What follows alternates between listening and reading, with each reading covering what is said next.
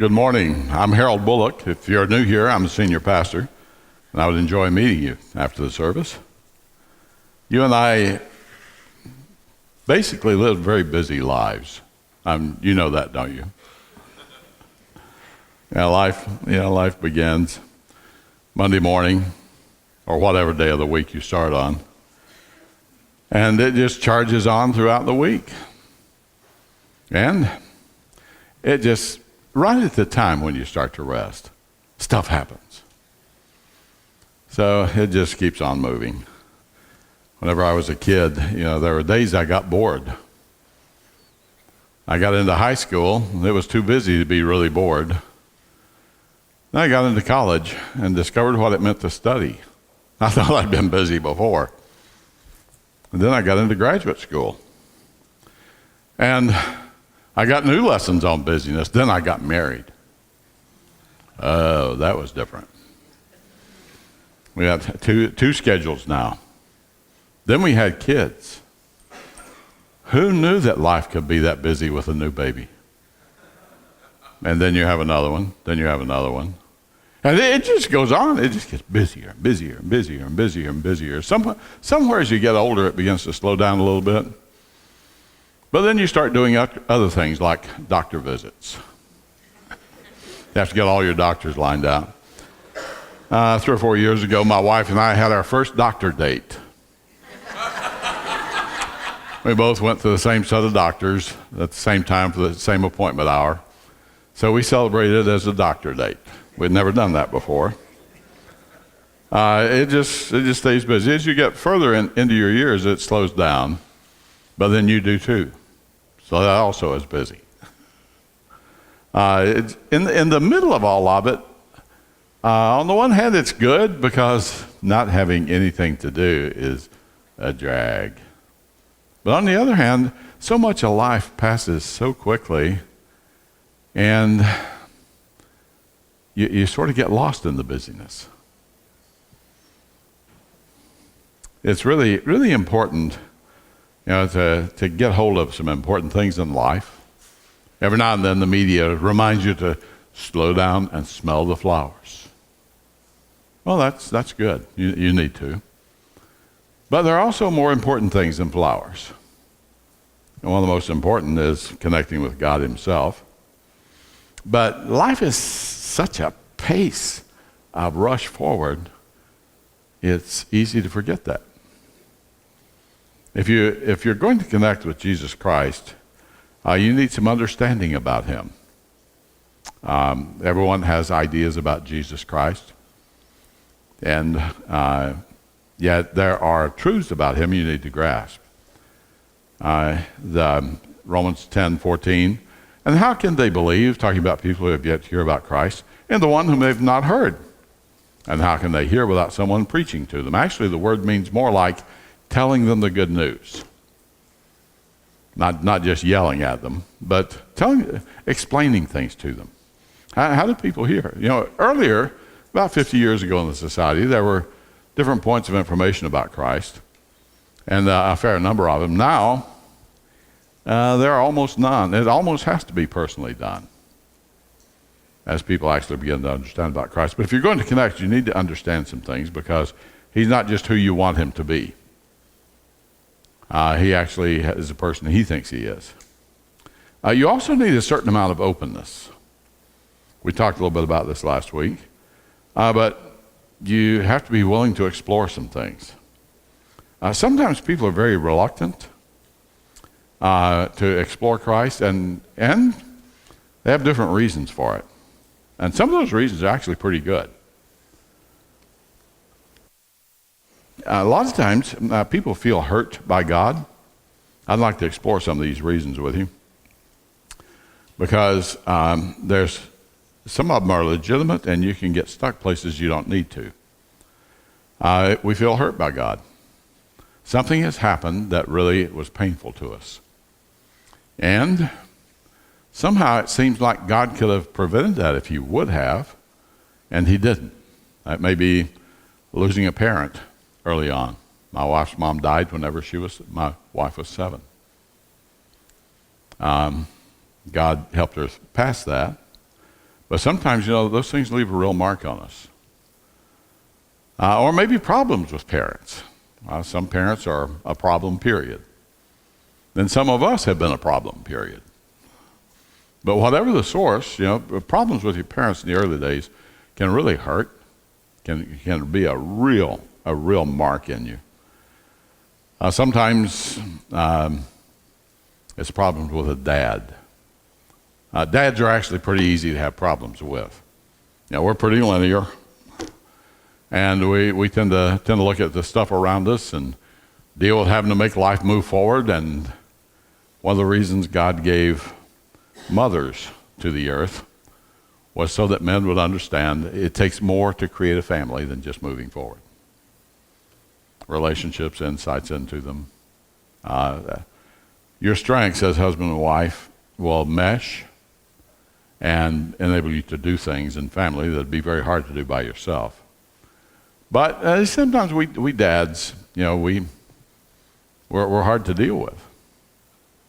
Sometimes dad is not there, and for different reasons. And we develop a kind of anger against God. There's a very interesting book came out a few years ago. This is a picture of it. It's The Faith of the Fatherless. He's not saying that everyone who is fatherless is going to do this, but for a long time there's been the idea from Freud, the psychiatrist, that the whole thing about God came because people grew up and they wanted a daddy to take care of things like they had earlier, and so they created this idea of God and projected their father into the heavens. He's a well-known psychiatrist, and he built a case that no, it doesn't work that way. What he said is that whenever you look at actual history, what you discover is most of the major atheists had very, very significant problems with their fathers. His position is that it's out of father being missing or father being terrible or father, there just being problems, that people decide there is no God, not the reverse. And so he does a study. You're welcome to check the book out. The death of a loved one, someone close to you, well, it hurts. And we feel sort of hurt by God. I was on an airplane a number of years ago, sitting beside a very rich guy. He developed some major restaurant chains, and was very famous in the area here. At that time, he was about 46, 47, had what today would be about $300 million, had earned it all. And I asked him, he told me what he did, and I said, why are you riding in the coach? Why didn't you go first class? He said, it's a waste of money. Well, I would like to be in first class myself. The plane is so crowded, but he's focused, and he was able to do a whole lot. And we began to talk, and the subject turned around to the meaning of life and God, and come to find out, he had very deep questions about God, particularly about evil. As we discussed it, he said, my wife suffered with cancer for 5 years, very, very hard. She was a very fine woman, and she died. And I just don't see how God could let something like that happen. Well, you understand that. You understand that. This is a great deal of pain. Life is more complicated than it would seem. God was not just being mean, but the hurt's real. Sometimes hard things have happened. Maybe it's a dream that never came true. Have you ever had a dream that didn't come true? If you're 15, probably not. If you're 25, you're beginning to worry about it. If you're 45, you already had several. It goes with time. Some dreams do come true, but sometimes we wanted something so bad and it didn't happen, and we really feel hurt by God. Sometimes it's been very hard things. We went through some experiences that were traumatic. Sometimes we've been badly treated by Christians. There are Christians who have done bad to people. A relative of mine, really fine man, is one of his major problems with God. There's a fellow who claimed to be a Christ follower had really ripped him off. Well, I mean, you understand that. I mean, if you're a Christ follower, you're not supposed to do that. If a Christian does something like that, doesn't that invalidate Jesus Christ? Well, it sure makes you wonder about him. Some of us have just known people who are just flat out hypocrites. They don't just have a situation where they do wrong, but they sort of live a double life. And we know the other side of the double life. I knew some of them growing up. And I knew one lady, an older woman, who said she had not sinned in 20 years. And she was known as the biggest gossip in the neighborhood. You didn't want her to get hold of anything. Well, that sort of puts a kink in this thing of Jesus Christ. What's wrong with him if people like this do that? Doesn't that invalidate him? Well, some of them are immature Christians. They actually were believers, and they just never put the price in that it takes to grow. There are those people. And then there are people who are just deceivers. They really do live a double life. They want what they get at church, and they want what the world has too. If you've hit one of those situations and it's sort of pushed you back, I understand. You don't want to use that as an excuse, though. You really want to move forward and find out what Christ is about. And sometimes these people become an excuse for us. Years ago, D.L. Moody, who was a very famous preacher in the U.S. and Europe, he made a statement to a fellow. He said, you are a smaller person than the hypocrite if you can hide behind him. Well, there's a measure of truth in that. If it's pushed you back, that's okay. If you're trying to use that as an excuse, it's not enough. A friend of mine endeavors, Ms. Mathis. She's a plump lady, older, just a delight. Her husband had died. She didn't have much education, but she had tremendous wisdom. And people loved her. She had invited a fellow to church once. And he said to her, I don't want to go to that church. Going to church with all those hypocrites. And she was in Los Angeles, but she retained her Mississippi country drawl. And she said to him, well, I'd rather spend time in church with them than eternity in hell with them. He said, well, you do have a point there. He actually later committed his life to Christ and grew into a church leader. You don't want to get stuck, let someone else push you out. It's okay to raise a question about the validity of Christ, but you want to move past it. You want to get information. Sometimes we're just not sure that Christ is valid anyway. There are all kinds of questions in society and questions we develop. I had a bunch of them myself as a younger man about the reality of Christ. Well, this just a legend? Well, it actually turns out there's all kinds of historical evidence that affirms that he really did live. The Bible, the accuracy of the Bible. It's full of errors, right? I know a fellow, someone told us, a friend of mine, the Bible's just full of errors.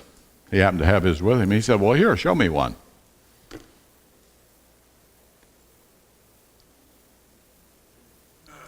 The guy just stood there because he didn't really know any. He just heard that. Isn't it full of errors? I wondered. So later, I didn't know how to get answers. Also, there are a lot of things. I was in the sciences. Didn't science invalidate the Bible? I mean, I had a lot of specific questions. I didn't know how to get answers. A few years later in graduate school, I met some guys who showed me how to research things like that. I found out there actually are answers to that question. And then I hit the world religion question. Aren't all religions worshiping the same God? I had lots of friends from other countries, other religions, and enjoyed those friendships.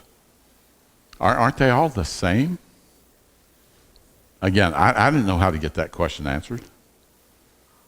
And for a couple of years, it just kept me wondering. I finally got a chance to check into them. A guy showed me how. And I got a chance to check into them, and I found out they are very different. Their presentations of God are very different ideas. Hinduism and Buddhism are a little bit similar, but they are radically different from Christianity or Islam. And Islam has some common characteristics with Christianity, but again, it is very different God that they have. And you see this as you look at different individual lives. They lead to very different individual lives. They don't necessarily make people monsters, but they're very different lives and very different societies. You want to see what the impact of religion is, you look at the societies where it dominated. You get an idea. But I did more specific research. Anyway, people have questions, and the questions really can be quite valid. Some people have time and emotion invested in a religious background. Well, I've been in this church for a certain type of church for so long, or I've been a part of this. It doesn't matter whether it's Baptist, Catholic, Presbyterian, Buddhist, whatever. You can appreciate whatever good came out of that, but you need to press forward and find out about Jesus Christ. You want to check if there's something really here with him, because this may be the key thing in life. You don't want to waste years and years and years. Sometimes people have questions because they want something. They just want something. And the questions are kind of smokescreen. You know, something they want could be partying or immorality or a certain person or a certain job. They want something, and the questions pop up to sort of help them hide what they really want. Like an octopus, you know. The predator gets after an octopus, they squirt out this ink, and they're gone. If you feel reluctant to move forward with Christ at this time, I would encourage you, make sure you understand what it is that you're going slow about. Get information. You need information. You can decide if you want to do it or not, but if you don't know what it is, you may end up regretting it. And then ask people who are genuine Christ followers. Ask them how this thing works. How does this help you get through trouble? What about interruptions? How do you handle just getting down? Ask them. Get information, find out what it is. People tend to yield their life to Christ when it makes sense. There's a situation in the book of Acts where this happens. We all do what makes sense to us. And there's a point at which it may make sense to yield your life to Christ. This was a situation that occurred. A missionary team had arrived in a Greek town. They were going to start a church. Acts is a history of the early church. And they began one. People's lives began to change, and some of the local leaders got upset and started a riot. This was a Roman town, so in Roman towns you do not riot. This is a serious matter. So the chaos just erupted all over the place, and they were dragged by the mob. The team was dragged to the city leaders, and the city leaders got involved because they wanted this quieted down. And so they had the guys beaten, severely beaten by big guys with whips, merciless whips. They stripped their clothes off and just wailed the tar out of them until the backs were just like hamburger. After they'd been severely beaten, flogged, they were thrown into prison, the Bible says. And the jailer put them in the inner cell. They were in the cell on the inside of the cells and fastened their feet in the stocks. They were chained to the walls. They did not want these guys getting away. About midnight, Paul and Silas were praying and singing hymns to God. Why? Well, it's midnight. Well, they counted it a privilege to suffer like Christ did. And then, whenever you really are hurt so bad, one of the greatest helps to you is just praying to God and singing to God. And so they're singing. And the other prisoners are actually listening to them. Now, this is not what people normally do. Cussing all night, maybe, but not this. Suddenly, there was a violent earthquake. such is so violent that all the prison's doors flew open and everybody's chains came loose. It came out of the wall. The jailer woke up. It was so violent, it woke him up. And when he saw the prison doors open, he drew his sword and was about to kill himself because he thought the prisoners had escaped. The reason he was going to kill himself is because if he didn't kill himself, he's going to be killed in a very cruel way the next day because they'd gotten away.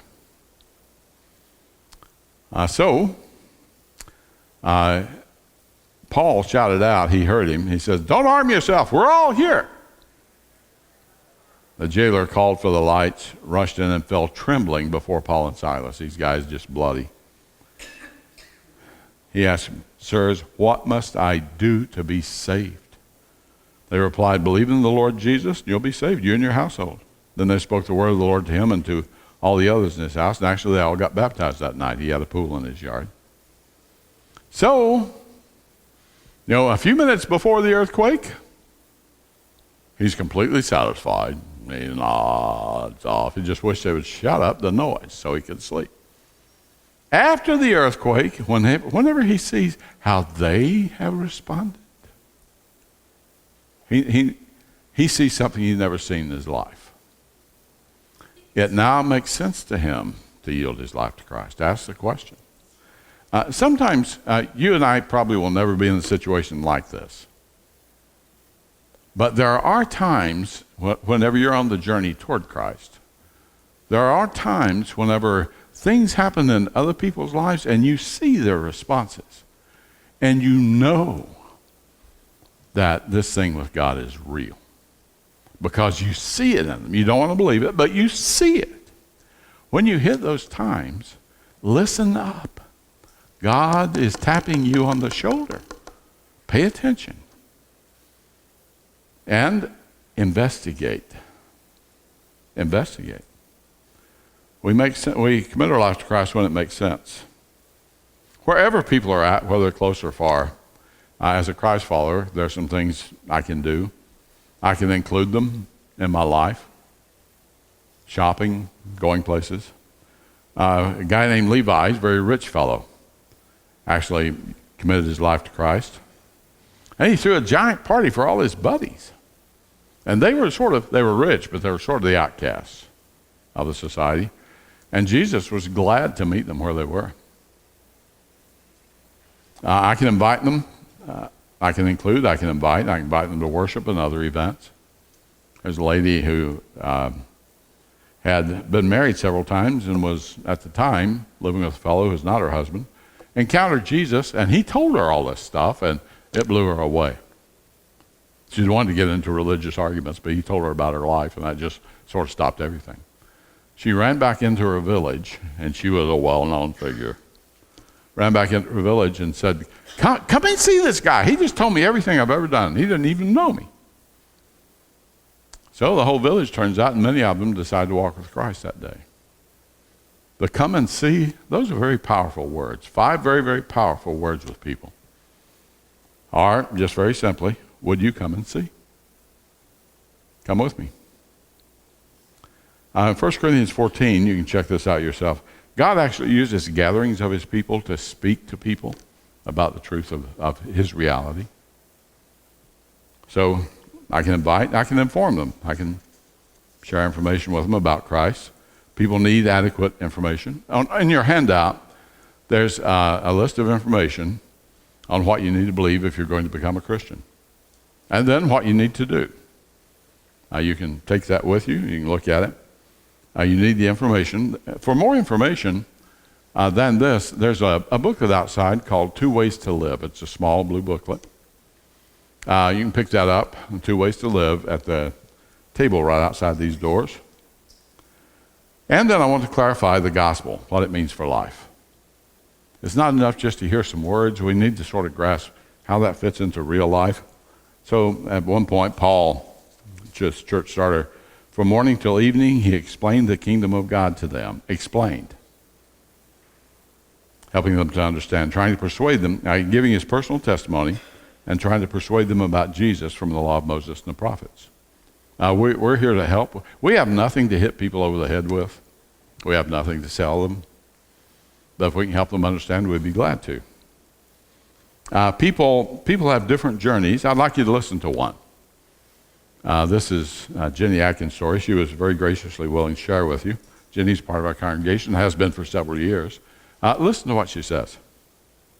So I grew up in South Arkansas, and I had a relatively normal life. My parents were good parents. They tried to raise us to value things, education, values, and morals. I went through elementary school, and part of elementary school, my mom would take me to church, so I had a little bit of church background, but not much. And then middle school and high school, just kind of the same progression. But I do distinctly remember in middle school, I started being very aware of how I looked in my appearance and wanting to look a certain way and be a certain weight and to be pretty and perceived a certain way. And that just kind of got worse as I grew. Kind of hit a time in college where I was still very self-focused as far as image is concerned, but was also throwing a lot of partying and just doing what everybody else was doing that was around me. You know, I was running a ton. I was running because I was playing sports. I was an athlete. And then once college ended, I moved to the Dallas-Fort Worth area, and it just seemed to get worse and was really just not fulfilled unless I could keep a certain appearance. So it was all consuming, and it's really all I could think about. And it was very exhausting and tiring. And that was kind of the same time when all that was happening, and I was just like really thin, like thinner. My health was declining rapidly, that I was running, and I met some people from this church. I was doing a running group here in the area, and the leader of the group said, "Hey, we're gonna do a race at this local church. It's called the Hope River Run." And he said, "Do you wanna do it?" And I was like, "Sure, yeah, do it, sounds fun." So I think it was on a Saturday, and we signed up, we came, we did it, and that's kind of how I discovered Hope. Post-race, everybody kind of hangs out, and a lot of people were hanging out visiting, and I just remember engaging with people and just thinking, wow, the people here are very different. Everyone was super friendly and kind and engaging and welcoming, and I was like, wow, that's really nice. So I think walking back through the parking lot, I saw someone exiting the church building. And I just happened to ask, "Hey, what time's church on Sunday?" And of course he told me, and I think I showed up the next day and just gave it a shot. As soon as I walked in the door again, everyone was engaging and kind and friendly, and I immediately met some people right off the bat that were runners. And they reached out to me quickly and just said, "Hey, we're gonna go running. You wanna go run with us sometime?" And I was like, "Sure, I'll go running." And we just kept running together, and I just kind of kept coming to church. And that went on for quite a while, but I just remember, getting more connected with these people at the church, but also living my life and doing what I've been doing since I can remember. And I remember coming to a point later, probably a year in, coming to church on and off and bringing different boyfriends with me to church, and seeing how these people were living and kind of seeing how I was living. And at some point, I got kind of conflicted, like, I'm not sure this is how I'm supposed to be living. I started just thinking a little bit differently and processing things differently. And literally one night, there was a lot going on just in my personal life and in my health, and I just remember being just really upset and just burdened. Like I didn't know what to do. I was just sobbing, and I was like, literally in bed one night, I was just like, "God, please help me. I don't know what I'm doing. I'm tired of feeling this way. I'm tired of running myself on the ground. I'm tired of running after I don't even know what I'm running after." And literally my life changed. Like the next day, I felt different. And, I committed my life to Christ, and a lot of people came and helped me move in that direction. And that's what I've been doing ever since. The benefits of just having a church family and that connection are huge. I've had several instances where, I've got something going on, and I can have multiple people praying for me. Or if I need help, they'll come and help on a Saturday. They'll help me do whatever that is that's needed. Or, just people sending me text messages in the middle of the week, asking me, how's your week going? Do you need anything? Or just knowing that if I had a situation or crisis, that those people would be there, because I see it all the time with everyone around me. And just seeing how people serve and love one another here is very different from anything I'd ever seen before, ever experienced in my entire life. My life is different on multiple levels, a lot relationally. Life is so much sweeter as far as my relationships are concerned. For one thing, I'm not living so much for myself anymore. And I really have a different outlook and perspective on life, where I'm really trying to do what Jesus tells me to do in the Bible. I'm really trying to do those things, and that just helps in life. You get wisdom that you didn't have before, or at least I certainly didn't. And it just helps you relate with others and love others and serve people. And people like that. I like that. And that just builds, bonding and unity in relationships. And it just helps you interact better, and just makes everything better.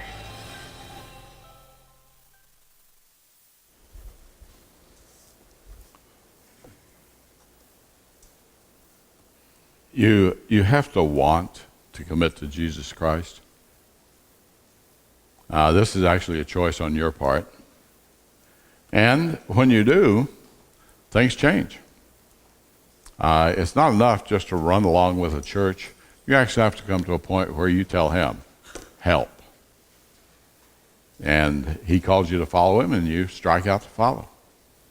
This is where life changes. It changes not because you suddenly come up with this terrific moral resolve that's going to empower you in the future. It changes because he actually comes into your life, someone from the outside, and gives you insight, understanding, strength, courage that just wasn't there before.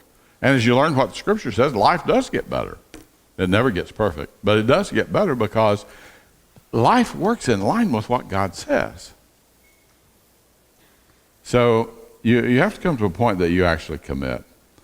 You and I carry a kind of load of guilt with us as we move through life. We know stuff we've done we shouldn't have done. For some of us, it's a lot heavier. For others, it's lighter, but it's there. And we all quietly know that one day we're going to die. We don't want to think about that. And then, if we don't die, we know we're going to get old. You don't have to do anything to get old. All you have to do is hang around. It's going to happen. And we would rather not think about that either.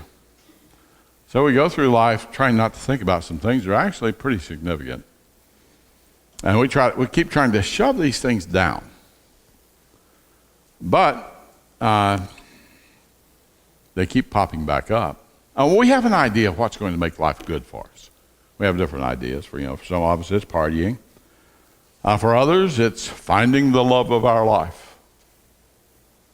Or trying to find another one. But we're just sure that's going to fix things. Or maybe make tons of money, or maybe try to have a little bit of a reputation, a little bit of fame, notice. For others of us, it's just to goof off and avoid stress. The problem is, as the years go on, our big idea about how life's going to come together is it's a lot like silverware. I don't mean the stuff that you buy at the store, like I buy at the store. I mean real silverware, stuff you get for wedding gifts, or maybe you do buy it just because it's so nice. Silverware has a problem, real silverware. That is, you get it all shined up, and it turns ugly again. You get it all shined up, and it turns ugly again. It gets tarnished, silver tarnishes. So the stainless steel ware, it stays bright and shiny. But our ideas are a lot more like the silverware. At the beginning of life, they seem real bright and shiny, and this is what's going to cause it to come together. And as life goes on, it just gets uglier and uglier. God's tapping on your shoulder if you come to that point. You want to say, help, God, help. and turn in his direction. Living daily life in connection with God is what he intended. And it's actually how life moves forward best. The busyness is not going to stop. But you know, whenever you're connected with him in the middle of it, he uses the busyness to speak to you, to get things done through you. He uses the busyness actually even to change you. So I want to encourage you, if you're here today and you've not yet committed your life to Christ, if you're not sure what all that is, investigate, find out. If you're not going to do it, at least know what it is you're not doing. Find out, because life may lie that direction. If you've been considering this for a while, move forward. What lies ahead of you is not ugliness. What lies ahead of you is the hope of a life that actually turns a better direction, like Jenny said.